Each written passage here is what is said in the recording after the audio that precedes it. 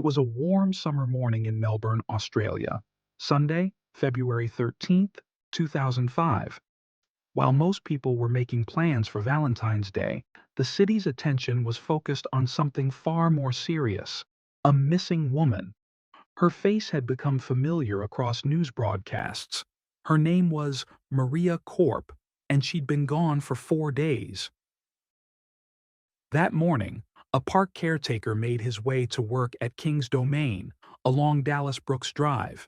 He normally didn't work Sundays, but a routine inspection of the water tanks had brought him in. After wrapping up his checks, he stopped by a nearby cafe for coffee. That's when he noticed something odd: a burgundy Mazda parked nearby. The color, the make, it matched the car described in the media all week. Curious and increasingly uneasy, he walked over to the vehicle. The front seats were cluttered, papers strewn everywhere, a stale bread roll left behind. The doors were locked. Nothing looked forcibly entered. But the scene felt wrong. Too quiet, too abandoned. He made the call to police. When officers arrived, they verified what the caretaker suspected. The car was registered to Maria Korp, the woman who had vanished without a trace days earlier. Just after 1 p.m., forensic technicians began their search. From the outside, it looked like any other parked car, until they opened the boot. Inside, they found a woman, pale, injured, and completely still. It was Maria. There was no movement, no signs of life. And then, suddenly, she breathed. Against all odds, Maria was still alive, but barely. She had endured what no one should: days trapped inside the scorching trunk of a car, without food or water, with serious head injuries and no way to call for help. By then, the heat of the Australian summer had turned the vehicle into an oven. Every second she had survived in that space defied explanation. Maria was immediately taken to hospital. Doctors determined she had suffered a traumatic brain injury, dehydration, and a dangerous lack of oxygen to her brain. She was placed into an induced coma and hooked to life support. Her condition was critical. What led Maria Korp to that trunk? Who wanted her gone? And could she survive long enough to tell the world what really happened?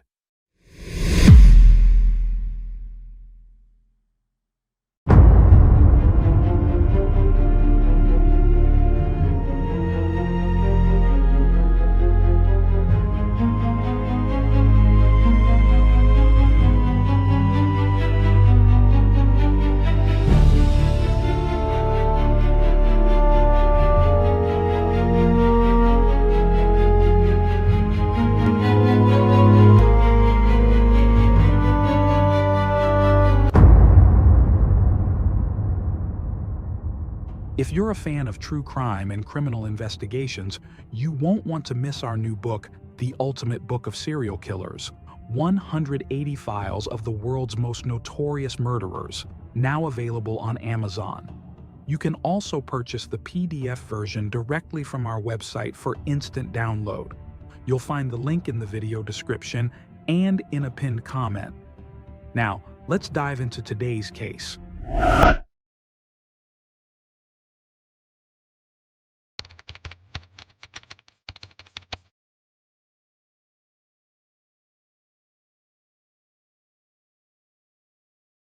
Maria Korp's story began far from the busy streets of Melbourne, in a small, rugged village on the Portuguese island of Madeira. Born on January 14th, 1955, she was one of 12 children in a devout Catholic family that lived high in the hills, surrounded by farmland and faith. Life was hard. The home had no plumbing, the toilet was outside, and the nearest hospital was hours away, likely unreachable without a car. Despite these challenges, the family was self-sufficient. They owned land, ran a productive farm, and raised their children with discipline and devotion. Maria, like her siblings, worked in the fields and followed the rhythm of village life. She was gentle, quiet, and never dreamed of much beyond what she knew: marriage, motherhood, and religion. Her heart had already chosen Fernando, the boy next door. They were young and in love, planning a life together.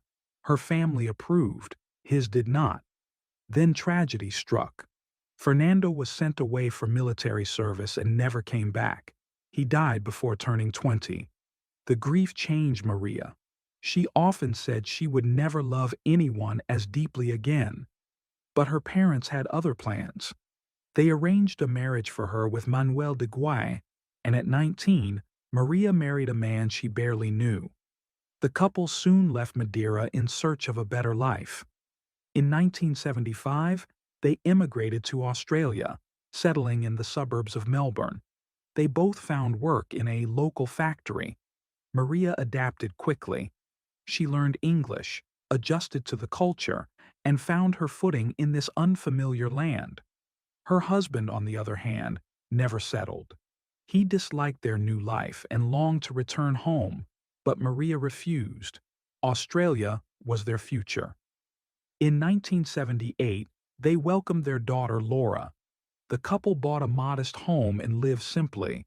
But in 1987, disaster struck again. Manuel died unexpectedly of a heart attack.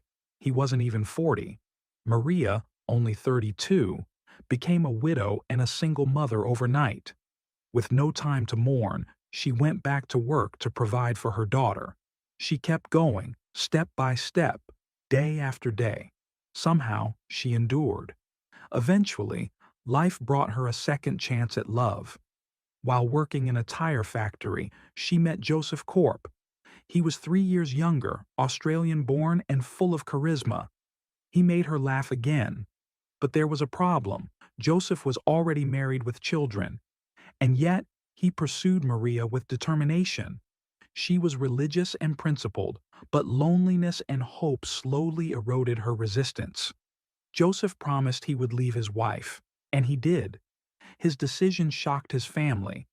In front of his children, Joseph told his wife Lainey he was leaving her for someone else. Lainey had suspected infidelity, but not public humiliation. By 1991, the marriage was officially over, and within months, Joseph married Maria. In 1994, they had a son, Damien. They lived with Maria's daughter Laura in a quiet Melbourne suburb. To those around them, they looked like a happy couple. Maria's family believed she had found peace. They often said she loved Joseph just as deeply as she had once loved Fernando. The couple visited Portugal regularly, always bringing gifts for Maria's relatives. Household appliances, electronics, anything they needed, Joseph provided. Some siblings thought he was showing off, but others saw his generosity. In their eyes, Joseph had become the favorite son-in-law. But behind the quiet domestic life, not everything was what it seemed. Joseph had a history. Before Maria, there had been other women. During his marriage to Lainey, he had cheated and even bragged to his brother about his conquests. Lainey later revealed how controlling he had been, discouraging her from working, dictating what she wore, all under the guise of charm and concern. He had always wanted things his way. Joseph was born on February 4, 1958, one of 5 siblings in an ordinary Australian household. He did fairly well in school and loved sports, but when he joined the military in 1976, he lasted less than a year. The conditions were too tough, and he often skipped duties to attend cricket matches or visit his girlfriend. In 1977, he married Lainey. She was 18 and he was 19. 2 children followed, Mia and Stephen. He worked at the tire factory, rising to the role of manager. Outwardly, he was a family man, but he kept secrets. When Maria entered his life, she wasn't just another affair. This time, he made a clean break. He chose her. And for a while, it looked like a new beginning. They built a life together. Maria continued to work, raise her children, support her extended family, and serve her church. Joseph had become her partner, her second chance, her rock. But some stories don't end where they should. Beneath the surface of their marriage there were cracks, small ones at first, barely visible. Yet over time those cracks would grow into something far more dangerous, something that would lead to a car in a park, a woman in a trunk, and a nation left stunned. After years of saving, the couple began constructing their dream home. A sprawling five-bedroom house with a home cinema, a lush garden, a massive walk-in wardrobe, and a garage for 3 cars.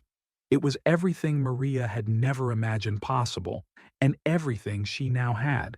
Years of discipline and financial restraint had made it happen, and when it was finished, Maria was proud. On the outside, her life looked like a storybook, a loving husband, 2 children, and a beautiful home. But behind the grand facade, the marriage, once passionate, had begun to cool. Joseph developed interests Maria couldn't understand, especially in the bedroom. She became increasingly distant. Church became her refuge. And soon, she stopped sharing a bed with her husband altogether. They began sleeping in separate rooms, drifting further apart. While Maria turned to faith, Joseph turned to fantasy. He created a secret online life, crafting a fake persona, a construction business owner, separated from his wife, looking for someone to spoil. His profile painted a charming picture. Women responded. At first, it was innocent chatting, but soon it escalated. Joseph started meeting women in person, engaging in short-term affairs, and lying about nearly every aspect of his life.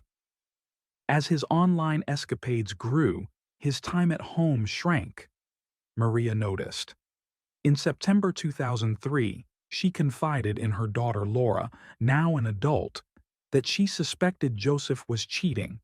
She began watching him more closely. Her suspicions were confirmed when she discovered intimate messages and motel receipts. The confrontation that followed was explosive. Joseph denied everything, then blamed her.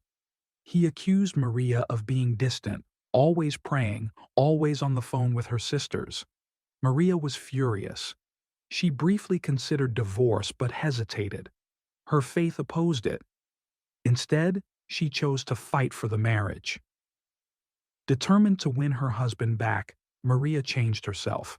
She went on a diet, updated her wardrobe, even agreed to accompany Joseph to swinger clubs and act completely out of character for her. She hoped it would reignite their connection. But nothing changed.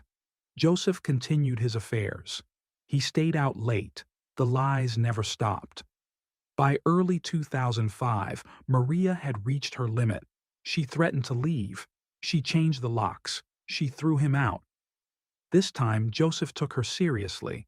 He promised change. He said he'd end the affairs and start fresh. For a brief moment, it looked like reconciliation was possible. Maria even told friends things were improving. But then came Wednesday, February 9, 2005. The day began like any other. Maria and Joseph woke early to prepare for work. They were working in different factories at that time. Around 6:30 a.m., Maria left home. A short while later, Joseph followed. Their daughter, Laura, still lived with them, but her job started later. She was still asleep when they left. Everything seemed normal until midday. The school called. Damien, their son, hadn't been picked up. That was Maria's job, every day. But no one could reach her. Joseph collected Damien himself, confused. Maybe he had misheard something? Maybe Maria had asked him to do it, and he'd forgotten. But when he got home, she wasn't there. As the day turned into night, Maria remained missing. Calls to her phone went unanswered. None of her friends had seen or heard from her. Then came the most disturbing discovery. Maria hadn't shown up for work. She hadn't called in sick, no messages, no explanation. Maria was not the type to simply disappear. That evening, Joseph reported her missing. The authorities acted quickly. By the next morning, News of Maria's disappearance hit the media. Her face appeared on TV screens and newspapers. So did the description of her car, a burgundy Mazda that had also vanished without a trace. The community watched and waited. But what no one knew was that the truth, dark and deeply disturbing, was already hidden in plain sight, and time was running out. The breakthrough came just 4 days after Maria Korp disappeared. A city worker spotted her burgundy Mazda parked near King's Domain in Melbourne. It looked ordinary until investigators opened the boot. There, crumpled and motionless, was Maria. She was alive, but only just. Her condition was immediately labeled critical. Doctors found a severe head injury, but it was the trauma to her neck that told the real story. Someone had tried to strangle her, cutting off her oxygen supply long enough to cause permanent damage. Then, believing she was dead, they had stuffed her into the boot of her own car. She lay in that sealed space for 4 days, without water, without food, and without airflow during the height of the Australian summer. She was rushed to hospital, placed into an induced coma, and hooked up to machines. Doctors gave her only a 25% chance of survival. The oxygen deprivation had been extensive. Her brain had suffered damage they feared might be irreversible. As medical staff fought to keep her alive, detectives were asking a different question. Who had tried to kill Maria? They didn't have to search far for a suspect. Even before her disappearance, Maria had prepared for the worst. She had given a close friend a bag filled with printed emails, motel receipts, and evidence of her husband's infidelity. "If anything happens to me," she had said, "give this to the police." The warnings hadn't come out of nowhere. Maria had been visiting a psychic regularly, and one of them had told her she was in danger. The message had been specific. Her husband might be involved. Maria believed it, and it turns out she wasn't the only one. Joseph Korp's own brother had suspicions during the early days of the search. He feared something terrible had already happened to his sister-in-law. Even Maria's daughter Laura remembered something disturbing.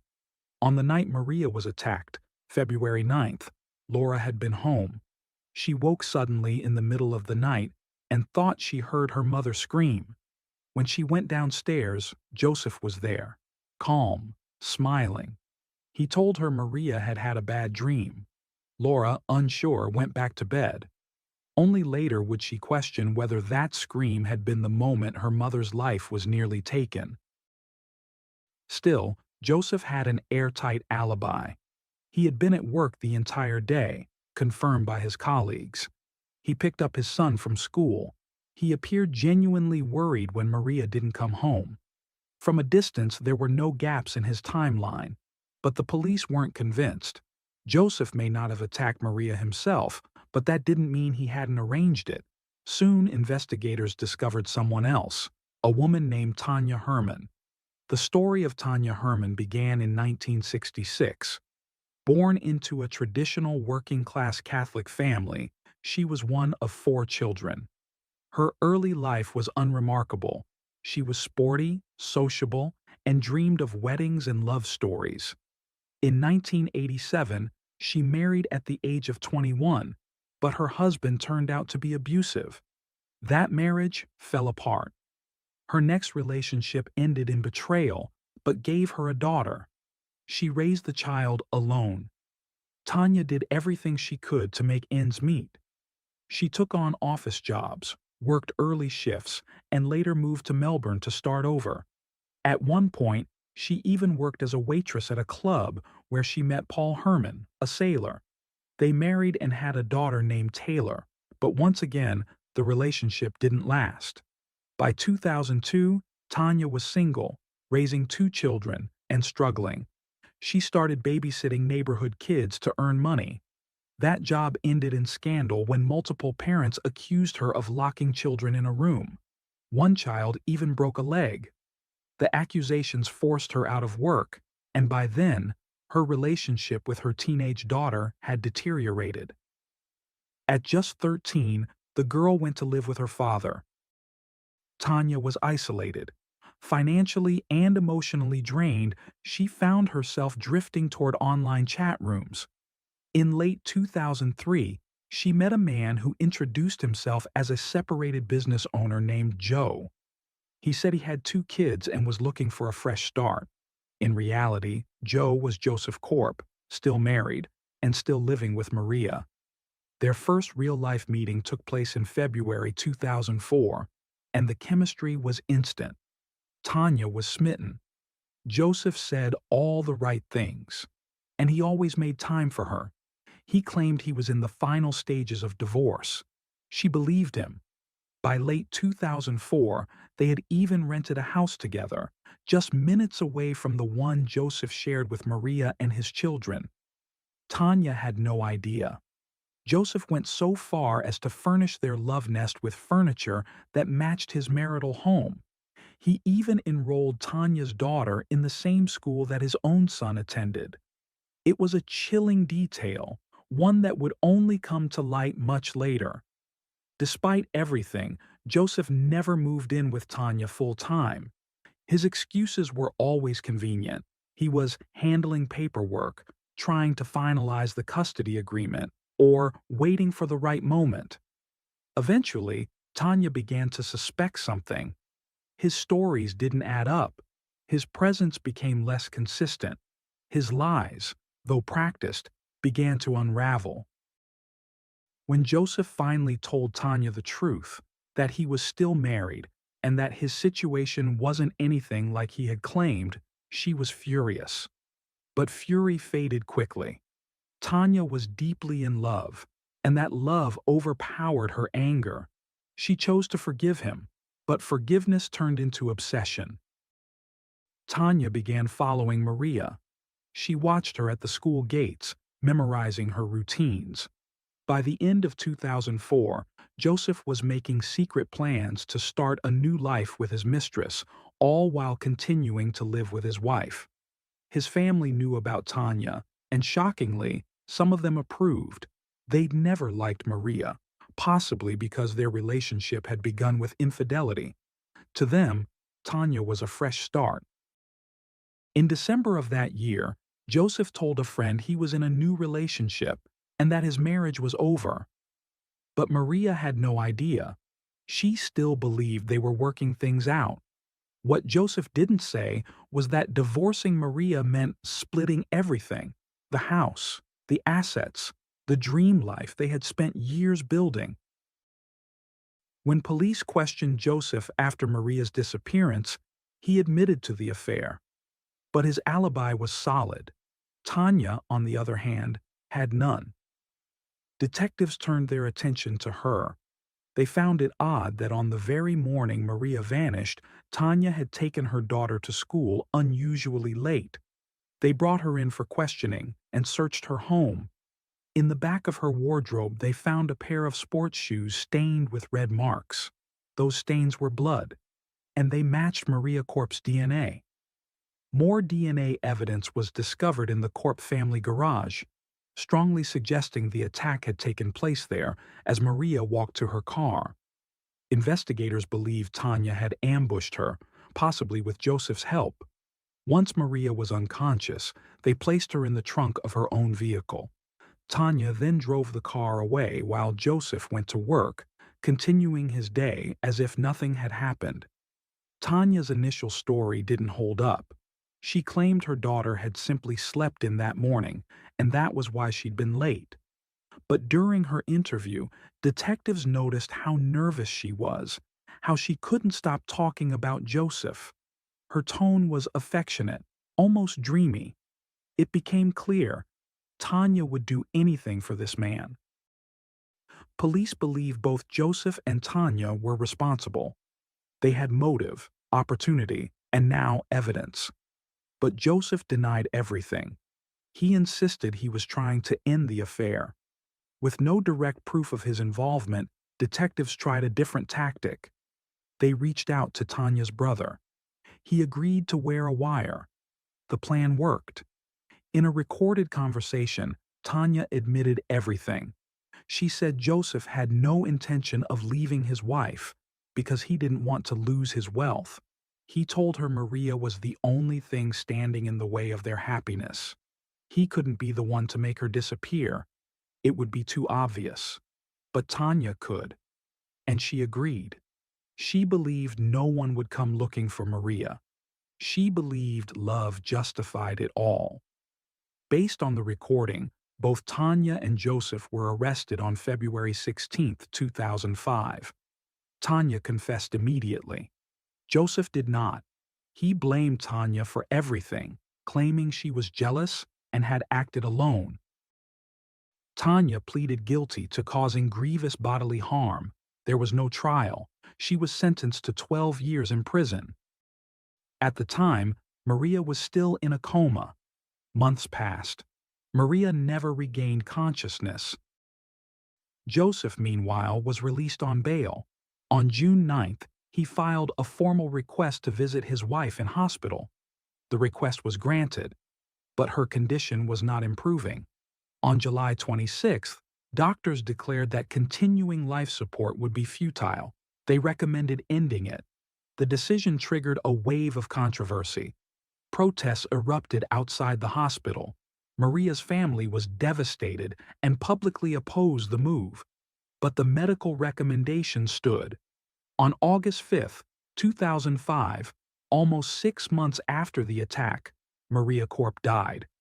Her funeral was held on August 12th. That same day, Joseph made 2 phone calls, one to his ex-wife and one to a journalist. He said he intended to take his own life. When emergency services arrived at his home, they found Joseph in the garage, standing on a stool with a noose around his neck. He saw them and jumped. It was too late. He died at the scene. Near his body were photographs of Maria, sports memorabilia, and a handwritten note in which he maintained his innocence. Whether that note was a final lie or the truth is something we'll never fully know. Had Joseph gone to trial, proving his guilt might have been difficult, but justice never got the chance to run its course. Years later, in 2013, Tanya, still in prison, filed a request to marry another female inmate. The request was denied. She was released the following year. Her new partner was waiting for her at the gates. Maria Korp's death sent shockwaves across Australia. She was a woman who gave everything, for family, for love, for faith. In return, she was betrayed by the person she trusted most.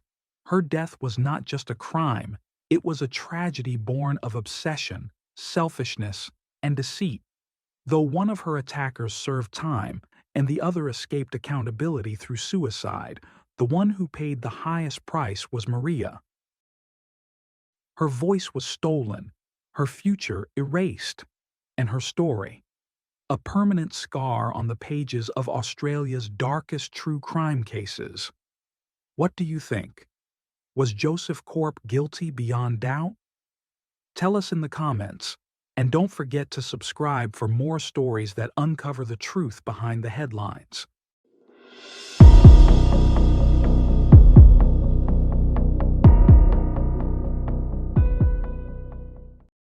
Thanks for tuning in to Unreal True Crime. If you're intrigued by mysteries from around the world, check out our new channel, Latin Crimes, where we dive into the gripping true crime stories of Latin America. Don't miss out. Subscribe now for more thrilling investigations.